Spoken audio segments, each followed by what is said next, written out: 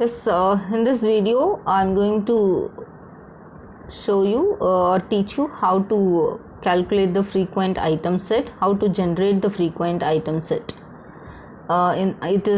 This topic is coming under association analysis of module 3. Yes, what is item set? It is nothing but number of data items. Then frequent item set is nothing but the number of times the same items are appearing or occurring together. So how can we generate frequent item set is given d items and how many possibilities of the candidates is 2 power d. What is d? D is nothing but number of items. If you take example A, B, C, D, E. So 5 are there, 5 items are there. So how many candidates that can be generated? What is candidate set? Or the possibilities? What are the possible combinations? So A, B is first, start from the first cuboid A, B, C, D, E. This is a one item candidate set, and the second one is A, B. This is 2 item candidate set. See here 2 items are there. How many possibilities? What are the possibilities? Whatever are the possibilities of combination, that should be given as a candidate set. So AB is a 2 item set. If I have in a candidate set, if I have 2 items, then it is called 2 item set candidate. 2 item set candidate.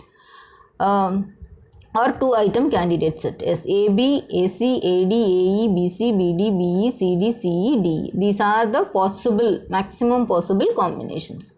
Then for 3 item set candidate, ABC, ABD, all the possibilities are there. But here the 3 items are there in the candidate set. And in the next cuboid, 4th level cuboid. 0, 1, 2, 3 and 4th level cuboid it is. So ABCD and ABCE, ABDE, ACDE and BCDE. Then the at most is last one is ABCDE. So these are the possible combinations of the candidate set. Yes, frequent item set generation. How to do is, this is brute force approach as I discussed in the previous video. The brute force approach, what we will do, we will take all the items, we will generate all the association rules, the entire association rules, and we will compute the support and the threshold value, support and the confidence for all the association rules. So whichever association rule is satisfying the 2 rules, that is 2 conditions, that is the support should be greater than or equal to minimum support threshold and confidence is greater than or equal to minimum confidence threshold, will be accepted. The other association rules will be rejected. This is what we have seen in the last video. These are the 3 steps. Yes, each item set in the lattice is a candidate frequent set. That's what I said. So each item set in the lattice, every item set, this is lattice, and every item set is nothing but the candidate set. So D is a candidate set, C, CD, B, BD, and if you take this ABC, ABD, all are called candidate sets. Yes. Count the support of each candidate by scanning the database. So every candidate should be counted. So that is the count the support of each candidate. So how can we do that? By scanning the entire database. Yes. So N is nothing but number of transactions and W is nothing but the with how many data items that occurs, and the list of candidates. This is what we have seen. The list of candidate is nothing but how many candidates are possible, candidate set are possible, item sets are possible. So that is nothing but 2 power d. So if we have d items, then 2 power d possible candidate sets are there. So what is the complexity in the brute force approach is order of n into m into w. N is nothing but number of transaction, m is the number of candidate set, and w is the width, which is very expensive. So if you calculate the association rule and compute the support and confidence and check for the 2 conditions, then the time consumption will be very high, which is very expensive. So it is not wiser to follow the brute force approach. Yes. So what are the strategies that can be adopted to reduce the number of computations and reduce the time? See, there are three strategies. One is reduce the number of candidates. So we have three things here which increases. There are three terminologies here, N, M, W. So if any possibilities are there to reduce this count, then obviously the answer will be less. That's why we are going to first reduce the number of candidates. How we are going to do? By using pruning technique. If you reduce the number of candidate set, then using the pruning technique, then the expense can be reduced. The second strategy is reduce the number of transactions. Instead of taking the entire database, all the data items in the database, all the transactions in the database, just take the sample.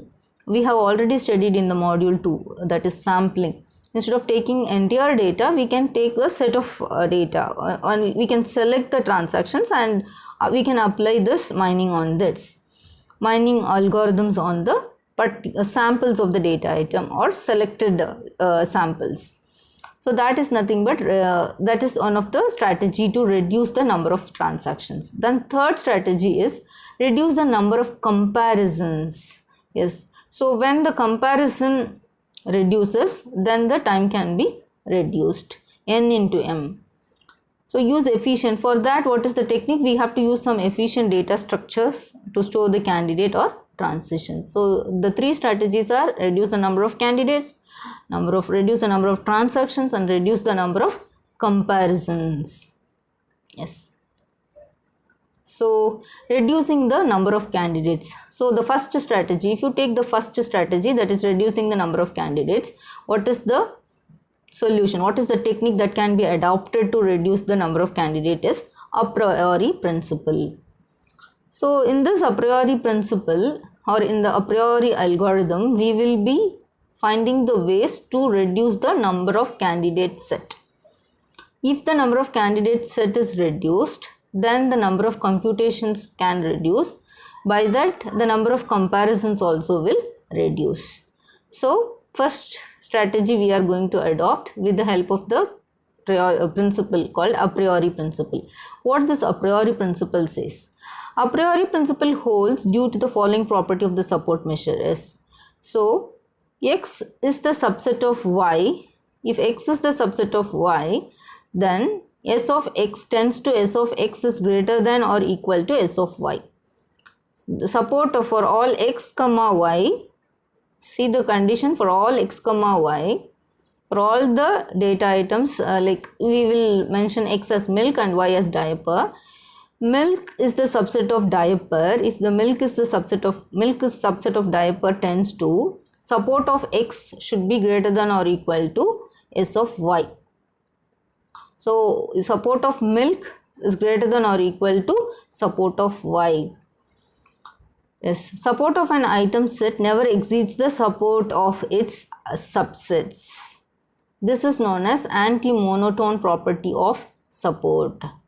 So always the support of item set never exceeds the support of its subsets.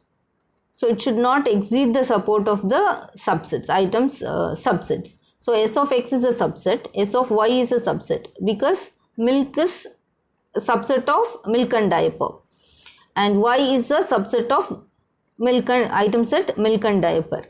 So the items should never exceed the item set. The support of item set should never exceed the support of its item subsets. See, the support of item set, that is milk comma diaper, we will consider that the item set is milk comma diaper, is 40%. What is said? This item set should never, this support should never exceed the support of these two things, S of X greater than or equal to S of Y. This property is called anti-monotone property. Yes, found to be infrequent. So yes, we will see this. Once this is done, we will go back and see this. Says this is a priori principle. Yes. See here. Here it is said like these are the transactions that is found, and bread, milk, beer, eggs, coke. These are the items. And how many times? First I have to consider only one item set here. So I have taken all the items here. So bread, coke, milk, beer, diaper and eggs. So how many times every item is appearing in the transaction? That I have calculated. So if you take bread, it is occurring 1, 2, 3 and 4. So 4 times. Coke if you take 1, 2. So twice. Milk if you take 4 times. So like that for every item. So if you take the candidate set, this is one item candidate set. So only one item will be there in the first level. So how many times every item is there in the transaction, that I have. After this, yes. Now what I should do is I have to take the support. Minimum support should be 3. At least the support should be 3. This is the minimum threshold value which is given. Okay. So if you take this tabular column, we have to consider only those items which has at least minimum support threshold value. So if you take bread, it is more than 3. So we can consider this. And milk if you take, it is 4. Coke if you take, it is only 2, which is less than minimum support threshold value. So we have to remove the coke from the frequent item set. And beer is also 3. It can be equal to or greater than. So I am considering beer here. Then diaper 4. It is greater than 3. So we can consider this in the frequent item set. Then egg. Egg only once it is appearing. So it should be removed because it is less than 3. So I have to remove coke and egg from the frequent item set. So the next level. Next we have to create 2 item set. Candidate item set which has 2 data items, 2 item set candidates. So if I am going to create the candidate set, so what I have to do? Now I should not consider coke and egg. So I have removed coke and egg. Now I have created the candidate set with the 2 data items. Okay. So bread, milk, bread, milk, then bread, beer, bread, diaper. These are the possibilities. Again, milk, beer, then milk, diaper, then beer, diaper. So these are the 2 item sets we can consider in the candidate. Next, so in this now we have to check how many times every candidate is occurring in the transaction. So if you take bread, milk, 1, yes, bread, milk 2, bread, milk 3 times bread, milk is occurring. So we can accept because minimum support threshold value is 3. Like that we have to consider for we have to calculate the number of times both the items are occurring together in the transactions. So if you calculate the count, as we said, for bread and milk it is 3, beer and bread it is 2. If you see, beer and bread appears only twice in the transaction. So what should be done? Whichever is occurring equal to 3 or more than 3, that can be considered as a frequent item set. The others less than 3 should be rejected as a frequent item set. So I am going to reject beer, bread and beer, milk now.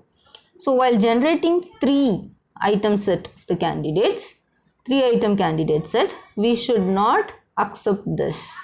So whichever is coke and egg is occurring infrequently, so it is not considered in the superset, and beer and milk is infrequent, so I will not consider it in the 3 item candidate set. This is called a priori principle. Whichever is occurring infrequently in the superset will not occur in the other sets. In the first level, if it is not occurring, it will not occur in the second and the third item set. This is nothing but a priori principle.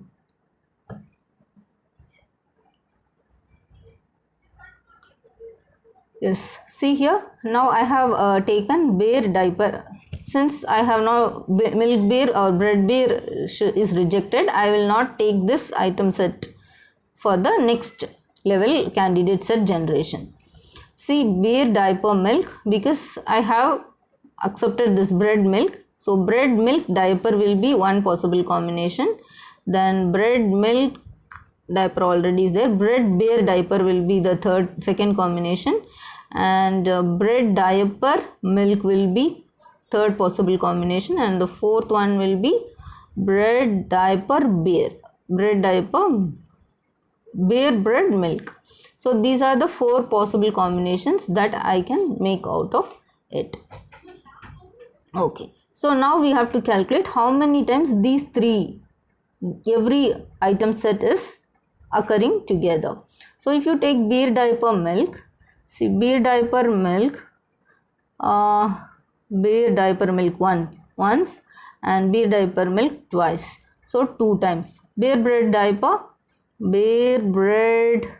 diaper in the second transaction, then bear bread diaper in the fourth transaction, so twice. Bread diaper milk, bread diaper milk in the fourth transaction, then bread diaper milk in the fifth, twice. So like this we have to count the number of occurrence of all the 3 items together. So if I find, so these are the things.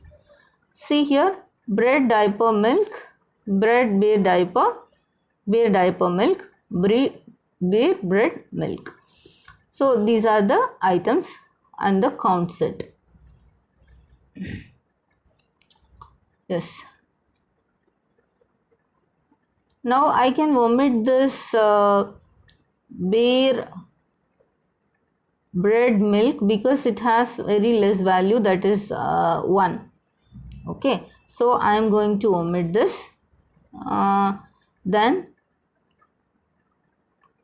I am going to consider bread diaper milk because it is appearing in here. In bread diaper is there, and here diaper and milk is there, bread diaper milk. So first time in the first generation, if you see this, how many number of times with the a priori algorithm, see this first line, this is nothing but with the brute force approach how many times we have to do this mining, and with the a priori principle how many times we are going to do this mining. So according to the brute force approach, it is 2 power, if I have 6 data items, here it is 6, right? 6 data items, 2 power 6 plus 2 power 7 plus 2 power 6 plus 1 plus what is the formula, plus 1 we have seen, right? According to the brute force approach. Second, we will refer brute force approach.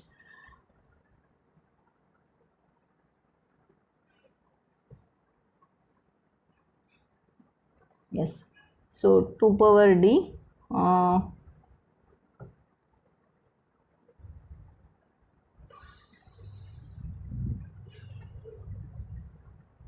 yes, 3 power d, 2 power d plus 1 plus 1. So that was brute force approach. So by that we have to generate actually 41 according to this n, m and w. So 41 times we have to find the, whereas with support based pruning, so we have done 6 times, 6 item sets we have done, then we went for the again 6 candidate set. See here, 6 times we have done, 6 item set candidate set we have created, then plus 4, which was reduced again to 1. Now this 4 is reduced to again 1. So 6 plus 4, which is equal to 16. Then again from this we are going to take 1, and which is nothing but 6 plus 1. So how I am selecting this out of 3? So we have come till the first step, that is frequent item set generation. Now in this I will reject this beer bread milk because it has less than 3 minimum support. Out of these 3, how I am going to select the one is based on the second step. The first step is frequent item set generation in the mining task, and the second step is pruning, that is confidence level. So when I go with the confidence level of these 3 rules, whichever is having maximum confidence level or whichever is having the confidence greater than the minimum confidence threshold value, that rule will be considered. So if you take that, this rule called bread diaper milk is considered. So only 1 we are going to take. So 6 plus 1. Only 12 plus 1, 13 times we are doing this process. So a priori algorithm is first what we have done. First we have taken the frequent k item set, and LK is the candidate k item sets. So how many times we have generated the candidates? Let k is equal to 1. Initially we are taking the item as 1. That's what we did. Only one item we have taken and we have generated the candidate. One item set candidates. Then repeat until fk is empty. Candidate generation, generate lk plus 1 from fk. Yes, candidates have been generated from the FK, frequent K item sets. Then candidate pruning, prune candidate item set in LK plus 1 containing subsets of length K that are infrequent. What is pruning? See, first time this is candidate generation.